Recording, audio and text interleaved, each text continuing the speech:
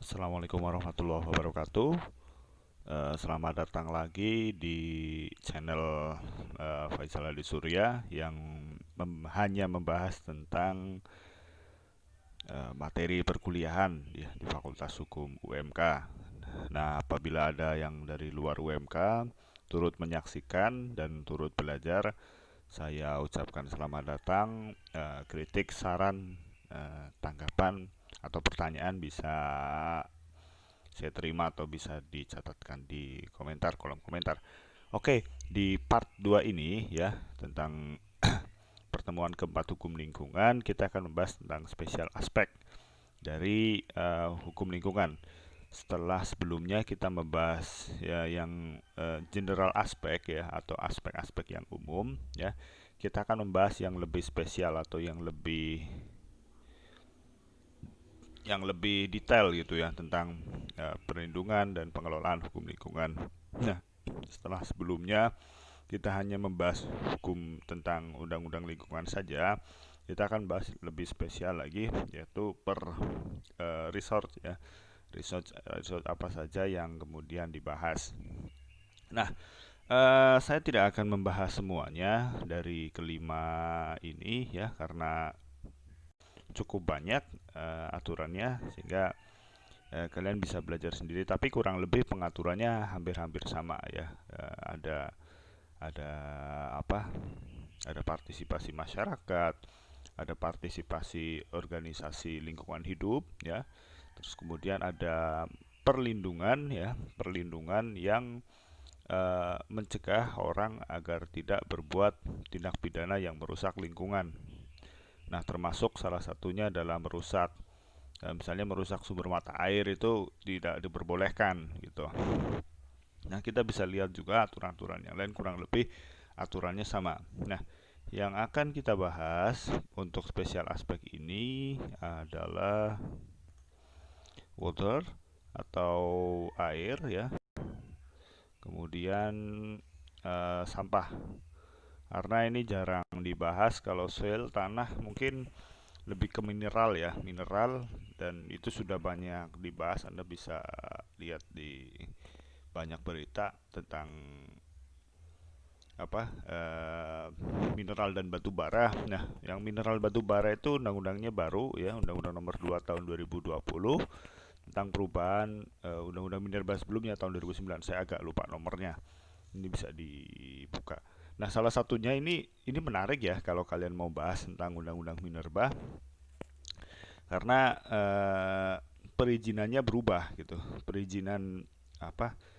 eh, Perizinannya yang sebelumnya adalah bersifat desentralistik ya, atau berpusat di daerah, bisa didelegasikan, itu sekarang di pusat, terutama untuk yang batu bara. Dan ada di pasal 5 itu perubahan yang baru. Itu jadi agak apa ya, agak berlawanan dengan reformasi hukum. Meskipun ada yang mengatakan untuk memangkas biaya, atau untuk memangkas atau untuk mencegah terjadinya KKN di daerah-daerah, karena cukup banyak permainan-permainan seperti itu untuk melegalkan perizinan di daerah-daerah. Nah, kemudian air atau udara ya, itu tidak saya belum menemukan aturan yang selevel aturan perundang-undangan yang mengatur tentang udara gitu. Saya belum menemukan. Tapi kalau kemudian peraturan menteri, eh, lebih-lebih perda ya, atau ya peraturan yang selevel, itu sangat banyak sekali untuk mengatur tentang udara ini. Banyak, banyak, saya pikir banyak. Dan waduh, kalau kemudian saya jabarkan satu-satu bisa selesai akhir semester ya, sedangkan materi yang sebelum-sebelumnya tidak bisa mencakup hal itu. Nah, kemudian untuk sampah. Sampah ini penting ya, karena kita tiap hari ketemu sampah ya. Dan kita tiap hari ketemu ini juga, ketemu air, ketemu tanah, ketemu udara, ketemu sampah. Nah, sampah ini belum terlalu banyak dibahas. Nah, bagaimana pengelolaan dan ya terutama pengelolaan, dan bagaimana kita memperlakukan sampah karena sejak dari kecil kita lebih banyak dididik membuang sampah tidak sembarangan, bukan dididik untuk mengelola sampah karena eh, tidak pernah melihat problem sosial di balik sampah, gitu kan. Ini benar sangat penting.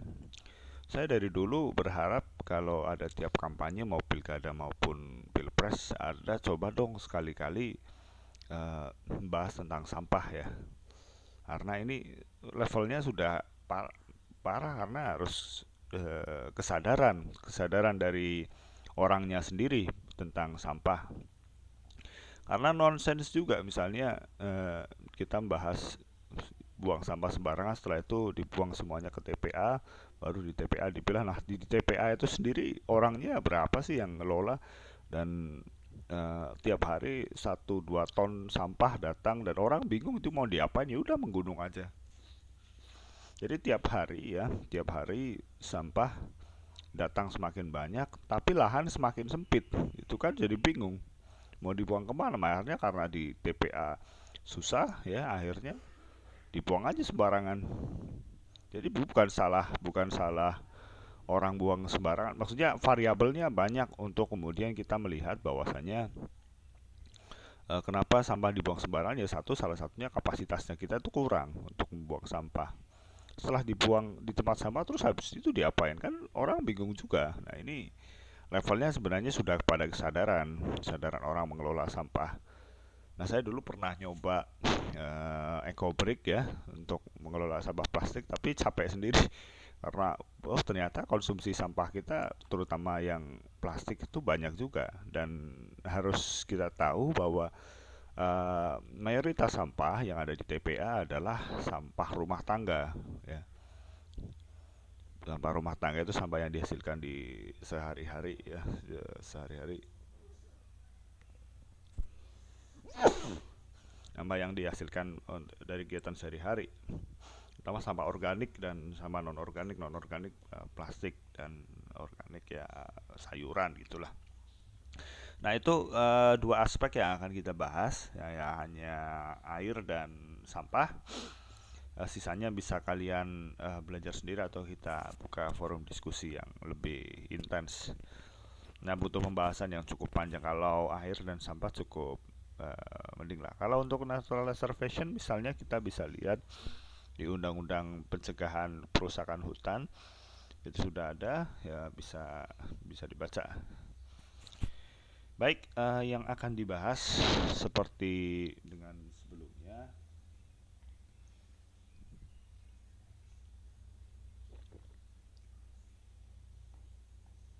ya, tentang sampah dan air ya, itu tentang instrumen ya.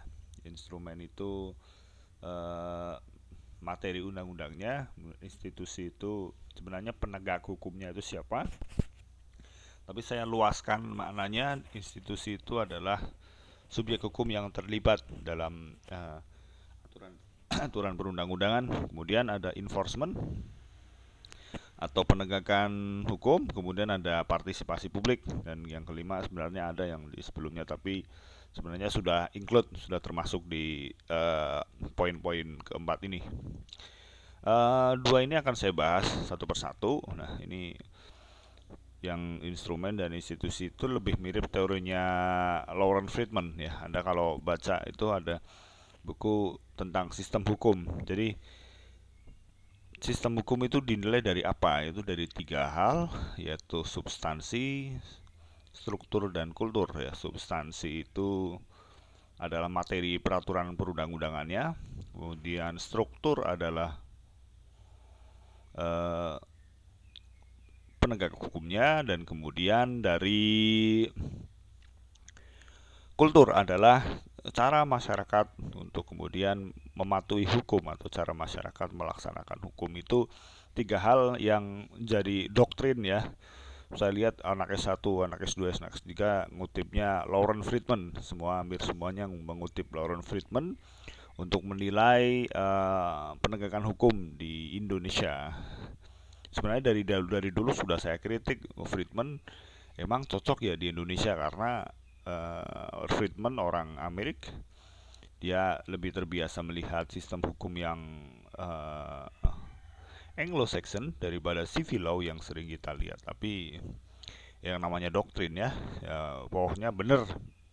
Friedman perlu dikritik. Tapi saya pikir belum belum ada akademisi Indonesia yang mengkritik konsepnya Lawrence Friedman. Tapi itu hal lain lah. Oke, kita bahas ke air dulu. Nah, air ini seperti yang kita lihat pada pertemuan-pertemuan sebelumnya adalah salah satu sumber daya alam yang akan banyak diperebutkan di masa depan. Nah, air, terutama air bersih. Kalau Anda lihat ya, untuk sebagai fakta sains ya, air yang bisa kita gunakan di bumi ini ya, itu hanya sekitar 3%, 4%, maaf, 4% dari seluruh total air di dunia ini yang bisa kita gunakan untuk keperluan sehari-hari. Sisanya adalah air laut ya, atau ya air laut, terus air sungai dan air-air permukaan yang lain. Nah, yang benar-benar bisa kita gunakan adalah 4%. 1%-nya itu ya yang sering kita minum itu 1%, dan 3%-nya ada di gletser masih membeku. Jadi mungkin perang-perang pertemuan-pertemuan selanjutnya ya, atau perang-perang dunia bukan memperebutkan resource. Yang pernah kita bahas sebelumnya itu kan perebutan sumber daya alam itu kan dimulai dari perebutan tanah ya. Oh, sebelumnya hewan ya, karena masih nomaden, buru hewan ya, saling berebut sumber daya alam. Dulu orang-orang dahulu ya, before Christ mungkin sering eh, berebut halal itu. Kemudian berebut tanah ya, kemudian berebut, kita lihat di Indonesia dulu berebut rempah ya antara Belanda Spanyol. Kemudian masuk maaf, Spanyol dan Portugis berebut dulu di Maluku perang. Kemudian Belanda masuk dan Inggris sempat menjajah dulu juga, meskipun tidak sampai ke Maluku ya. Dan kemudian kita sempat ramai di tahun 70-an adalah rebutan minyak antara Amerika. Nah, ini konflik-konflik sebenarnya, perang-perang yang terjadi di dunia itu sebenarnya ya kurang lebih rebutan sumber daya alam. Ya, di satu sisi pemerintah punya tentara ya, tapi di satu sisi pemerintah atau negara juga punya rakyat yang harus dihidupi. Kalau nggak dihidupi ada konflik internal ya, berarti pemimpinnya nggak becus. Karena salah satu tugas negara adalah menjamin kesejahteraan rakyatnya. Bayangkan kalau kemudian resource-nya kurang, akan terjadi chaos di dalam negeri sendiri, dan ya besar kemungkinan orang bisa dikudeta. Kurang lebih seperti itulah. Makanya yang banyak jadi persoalan sebenarnya di dunia ini ya bukan konflik tentang ideologi saja, tapi konflik perebutan sumber daya alam. Nah, ada seorang futuris India namanya Vandana Shiva. Vandana Shiva ini banyak menulis tentang hukum lingkungan, bukan hukum lingkungan, tapi tentang lingkungan, refleksi kehidupan kita ke depan, bahwa perang-perang atau berebutan kita ke depan adalah berebut tentang air bersih. Karena jumlahnya semakin berkurang, penduduknya semakin banyak, sehingga menyebabkan konflik itu akan semakin terbuka ke depan. Pernah lihat filmnya Tom Cruise yang Mission Impossible 6 ya? Itu kan berniat mengebom nuklir gletser ya, sehingga bisa menyebabkan kekeringan di anak benua India Pakistan ya, di Himalaya bisa dibom, merusak air. Setelah itu bisa 2 juta miliar orang bisa mati karena India itu jumlah penduduknya sangat tinggi. Oke, itu air ya. Kita mulai dari yang pertama tentang instrumen. Nah, instrumen tentang sumber daya air ya, yaitu ada di Undang-Undang Nomor 17 Tahun 2019 tentang sumber daya air. Ini undang-undang baru ya, sebelumnya adalah Undang-Undang Nomor 7 Tahun 2004, sama juga tentang sumber daya air, tetapi di judicial review oleh Muhammadiyah. Waktu itu salah satu ahlinya adalah profesor saya, Profesor Absori. Kebetulan beliau ngajar hukum lingkungan juga. Beliau cerita, nah ini Undang-Undang 7 2004 itu undang-undang yang liberal yang sangat berpihak kepada swasta dalam pengelolaan air. Negara tidak memiliki kepentingan atau tidak memiliki hak yang banyak dalam pengelolaan air. Sehingga konsep sumber daya air dipergunakan sebesar-besarnya untuk kesejahteraan rakyat atau dalam amanah undang-undang dasar tidak terlaksana. Akhirnya Anda tahu undang-undangnya semua pasalnya dibatalkan, ya. Tahun 2004, Undang-Undang Nomor Tahun 2004 dan dibatalkan pada tahun 2015. Sehingga karena terjadi kekosongan aturan perundang-undangan, maka Undang-Undang Nomor Tahun 74 tentang sumber daya air baru dibuat, dilaksanakan. Artinya peraturan yang berlaku sebelum tahun 2004 itu dilaksanakan kembali karena terjadi kekosongan hukum. Nah, baru tahun 2019 dibuat lagi Undang-Undang Nomor 17 tahun 2019 tentang sumber daya air, dan hari ini sudah di judicial review kemarin, tapi saya belum lihat anotasinya, yang pasal-pasal yang dijadikan judicial review apa saja, saya belum lihat, tapi sudah di judicial review. Ini berarti kemungkinan ada semacam problematik ya di sini. Oke, kemudian institusi yang terlibat adalah siapa saja? Tentu saja adalah government, ada society atau masyarakat, dan kemudian ada korporasi. Nah, di Undang-Undang Sumber Daya Air ini saya lihat organisasi lingkungan hidup tidak terlibat, tidak dimasukkan, sehingga sebagai sebuah institusi tidak terbuka ya, tidak terbuka. Nah, kemudian perannya apa saja ya di government ini, yaitu penguasaan mutlak negara ya. Yang pertama tentang penguasanya sangat mutlak sekali negara dalam hal ini, yaitu bisa banyak hal. Kemudian untuk perizinan, pengawasan dan penegakan hukum, kita bisa lihat di sini di undang-undangnya, bisa lihat peran negara sangat besar sekali ya di Undang-Undang Sumber Daya Air. Kita lihat, bentar. Nah, ini di sini.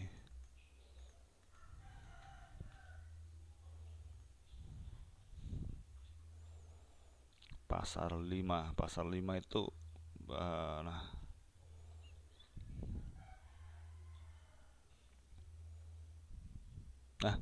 penguasaan negara dan hak rakyat atas air. Penguasaan negara, sumber daya air dikuasai oleh negara dan dipergunakan untuk sebesar-besar kemakmuran rakyat.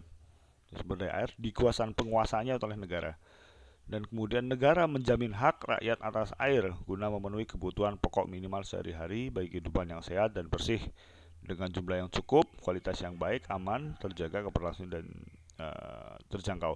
Kemudian di pasal 7 ini penguatan ya, sumber daya air tidak dapat dimiliki dan atau dikuasai ya. Ini di highlight ya, tidak dapat dimiliki dan atau dikuasai oleh perseorangan, kelompok masyarakat atau badan usaha. Jadi nggak mungkin nih satu mata air ya, satu mata air di suatu tempat tertentu itu dikuasai oleh swasta atau dikuasai itu, tapi tetap swasta bisa, tapi pengelolaan saja ya, izin pengelolaan bukan izin penguasaan ya. Menguasai berarti boleh melakukan apapun atau boleh memiliki, nggak bisa, istilahnya mengelola saja. Nah, ini haknya sangat, negara di sini cukup dominan ya, karena setelah sebelumnya mungkin dapat treatment dari masyarakat sipil ya.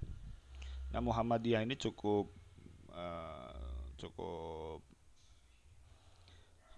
aktif ya kalau untuk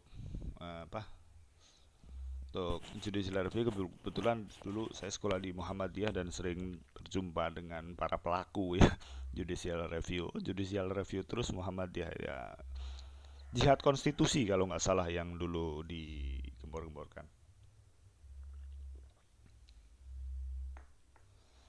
Baik, kita lanjutkan. Setelah government ada society, tadi kita lihat digunakan untuk kebutuhan sehari-hari dan pertanian, terutama irigasi, dan korporasi untuk kebutuhan usaha, bisa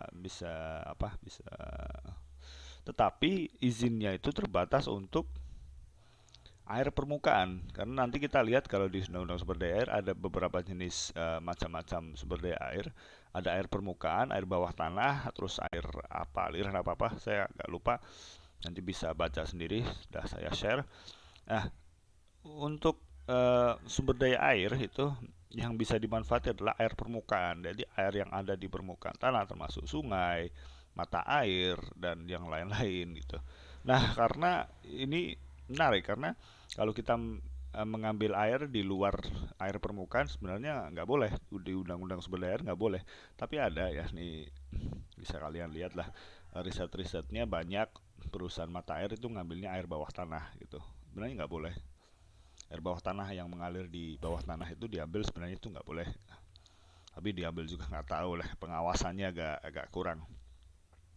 Tapi itu pengayaan sajalah. Oke, kemudian untuk penegakan hukumnya bisa lihat di pasal 68 sampai pasal 74.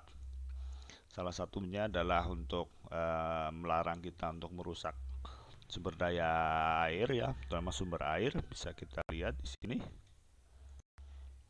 Pasal 68 ya, 68. Bablasan ya. Oh, ini sebentar. Ini berapa nih?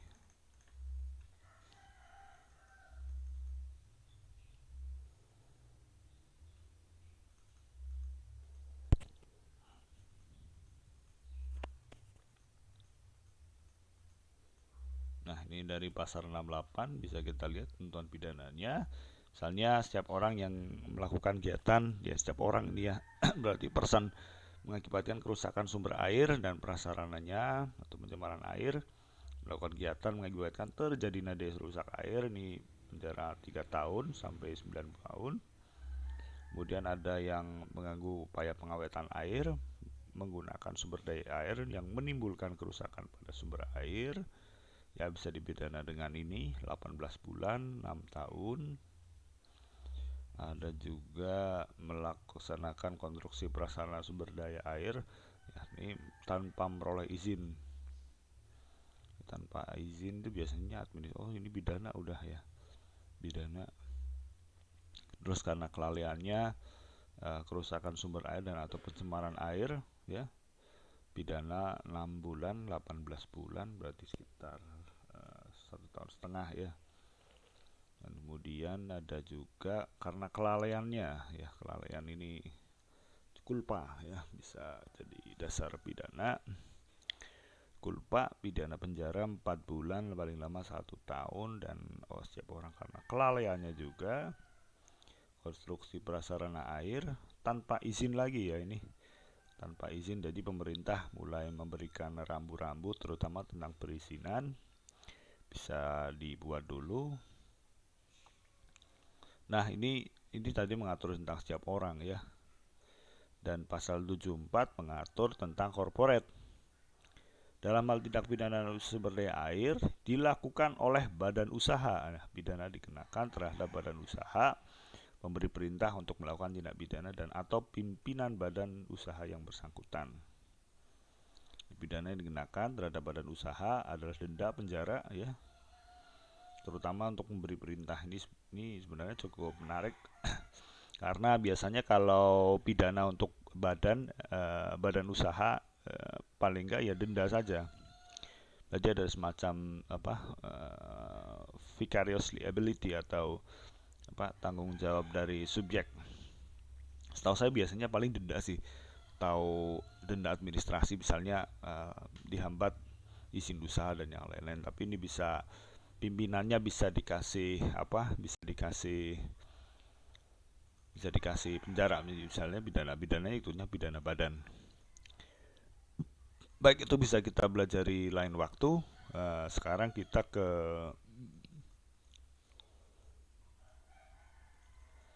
kontribusi masyarakat. Gimana masyarakat di sumber daya air bisa ngapain aja sih? Nah, kita lihat di sini dulu. Nah, di sini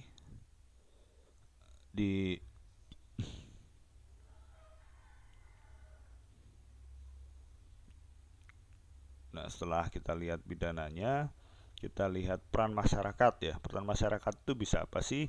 menyatakan pendapat atas rencana sumber daya air ya. Jadi pemerintah punya program yaitu yang namanya kajian strategis tentang sumber daya air. Nah, masyarakat itu dilibatkan dan bisa menyatakan pendapat atas rencana ini.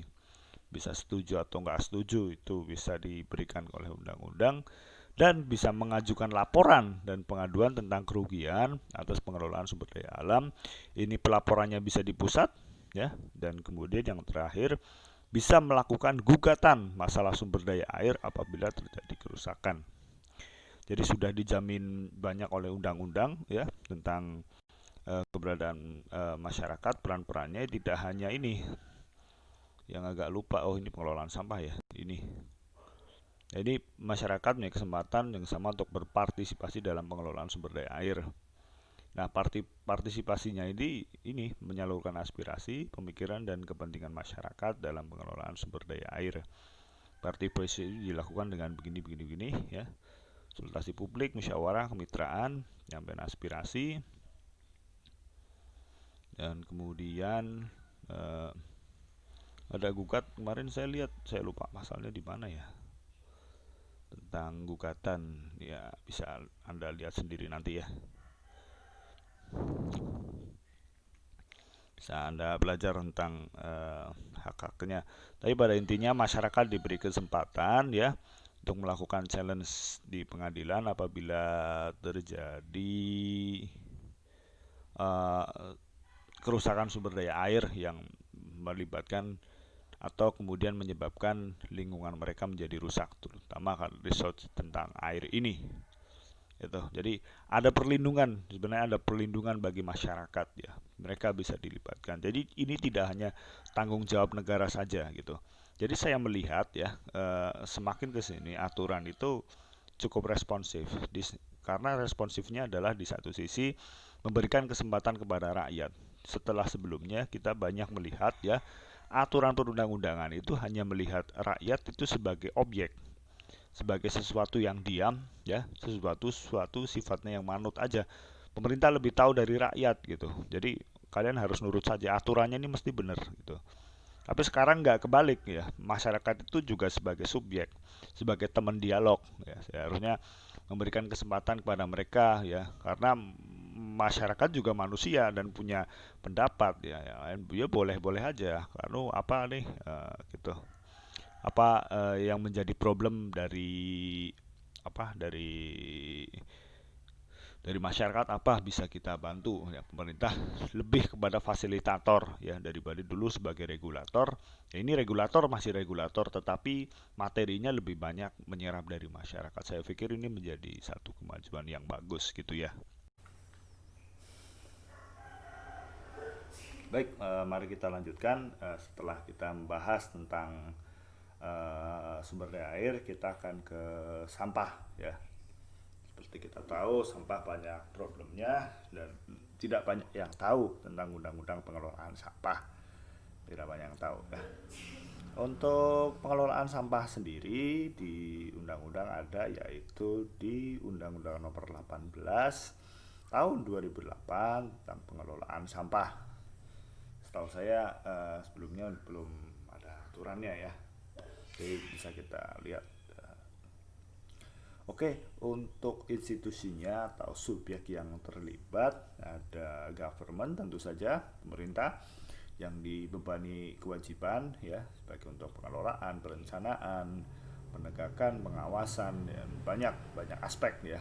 Nah, kemudian ada society, sudah pasti masyarakat terlibat, dan NGO maksud saya adalah organisasi lingkungan hidup. Dalam hal ini adalah organisasi tentang sampah, dan corporation ya. Nah, apa saja kemudian peran mereka dalam undang-undang pengelolaan sampah? Yang pertama, tentang government ini paling tidak ada 3 kewenangan ya. Meskipun sebenarnya di undang-undang kalau kita mau bahas sangat banyak, tetapi untuk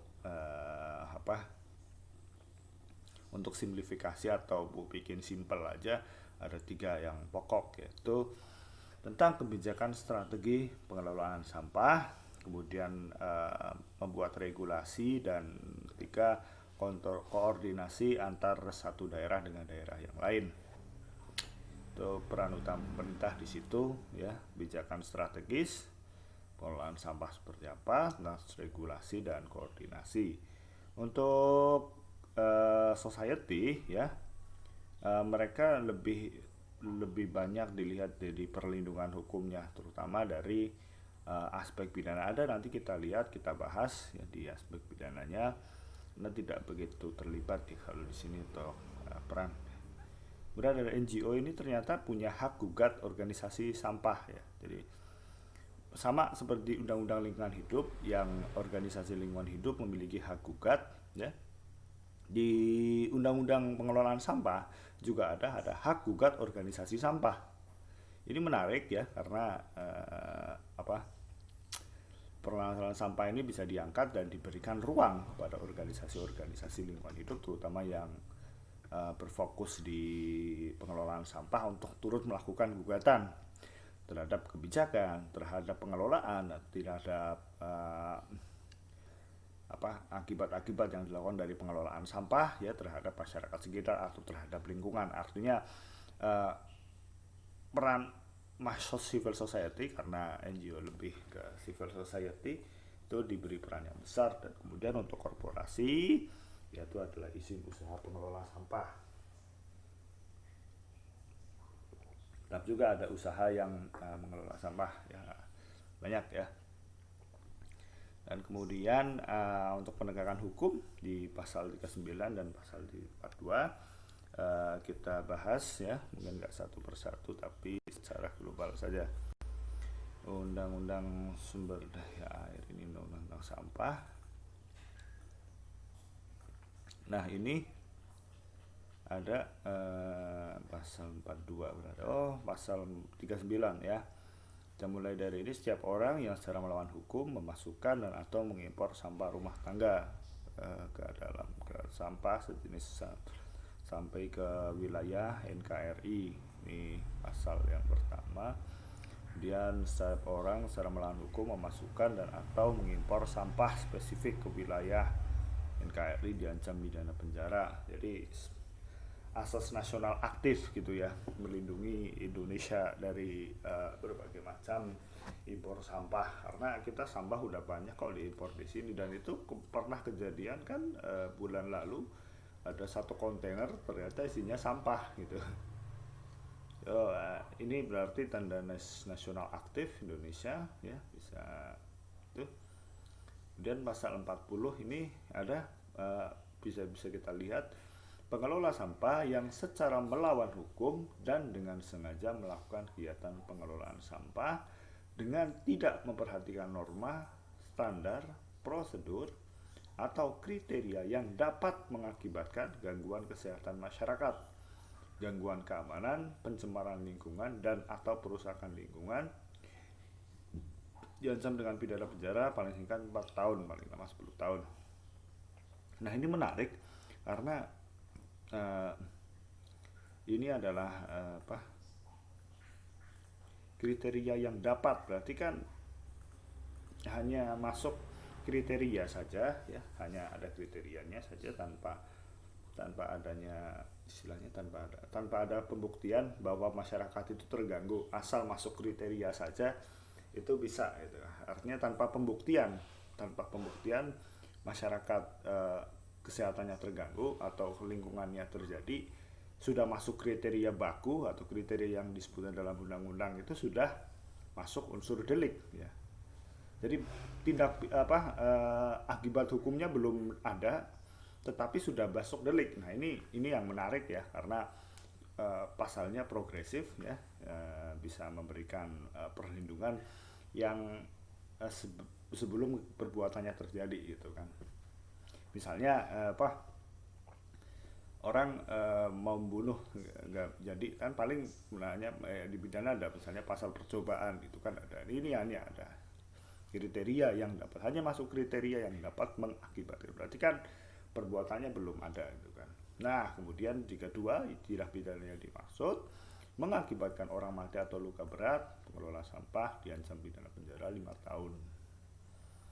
Ini ada juga adalah faktor-faktor yang futuristik pengelola sampah karena kealpaannya ya, kulpa kegiatan pengelolaan sampah dengan tidak memperhatikan norma, standar prosedur atau kriteria yang dapat mengakibatkan gangguan kesehatan masyarakat, gangguan keamanan, sama tadi diancam 3 tahun. Ini karena alpa, ini bisa dipidana, kita sudah tahu dipidana. Nah, kalau sebelumnya adalah tentang subjek, ini adalah tentang corporate atau badan hukum.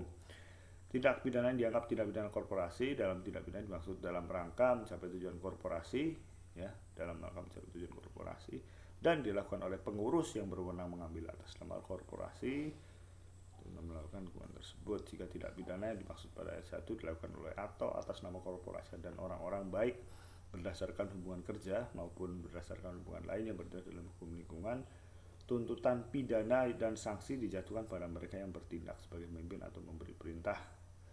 Tanpa mengingat apa yang dimaksud ini seperti tanggung jawab komando ya. Dalam militer itu ada tanggung jawab komando di mana ada satu macam operasi yang dianggap pelanggar undang-undang sipil ya, yang tanggung jawab adalah komandannya. Ini di sini sama juga ya. Apabila tindak pidana di ini yang di pidana korporasi yang kena yang memberi perintah, bukan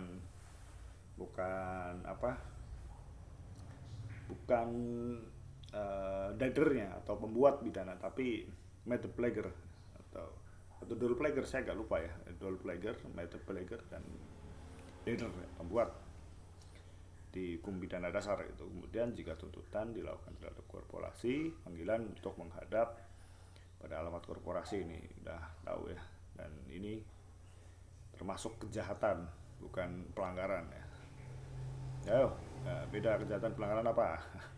Banyak yang lupa pasti ya. Jadi ini dasar-dasarnya, ini ketentuan peralihan. Nah, ini cukup penting ya. Pengelola kawasan permukiman, kawasan komersial, industri, kawasan khusus, fasilitas umum, fasilitas sosial, dan fasilitas lainnya yang belum memiliki fasilitas pemilihan sampah pada saat di undang-undangan ini wajib membangun atau menyediakan fasilitas pemilihan sampah paling lama 1 tahun. Anda bisa refleksikan ke berbagai kawasan ini: permukiman, komersial, industri, kawasan khusus, fasilitas umum, fasilitas sosial, dan yang lain-lain yang kiranya belum. Bisa diingatkan bahwa Undang-Undang Pengelolaan Sampah mewajibkan ya untuk fasilitas pemilahan sampah paling lama 1 tahun. Paling lama 1 tahun berarti sejak 2009, kan? Karena diundangkan tahun berapa? Peraturan daerah biasanya diundangkan lembaran negara 7 Mei 2008, berarti 2009 ya, 7 Mei 2009 semua fasilitas yang disebutkan di pasal 46 ini harus sudah memiliki fasilitas pemilihan sampah. Kalau belum, Anda bisa mengingatkan. Oke, itu untuk partisipasinya. Kemudian ya bisa kita lihat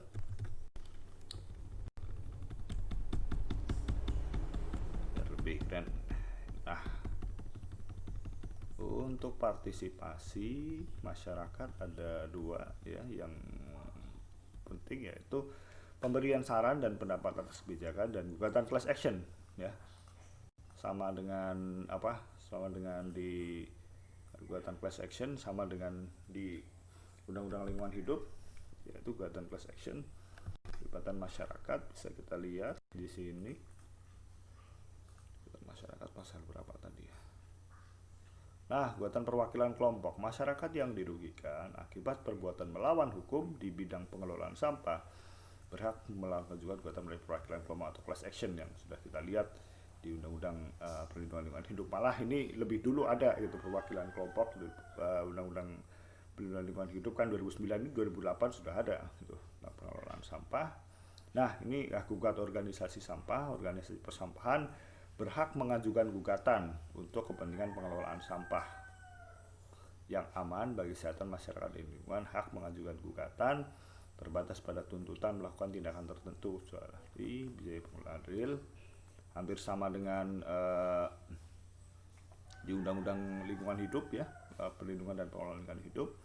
Kemudian organisasi persampahan mengajukan gugatan ya, ini syaratnya badan hukum, punya anggaran dasar, telah melakukan kegiatan nyata paling sedikit 1 tahun sesuai dengan anggaran dasarnya. Kalau di Undang-Undang Pengelolaan Lingkungan Hidup itu 2 tahun. Tuh, jadi kira-kira partisipasinya dari masyarakat kira-kira seperti itu untuk persampahan ya. Oke, itu dari saya untuk part 2-nya ya. Kita bisa berjumpa di pertemuan selanjutnya. Oke, itu dari saya. Kurang lebihnya mohon maaf. Wassalamualaikum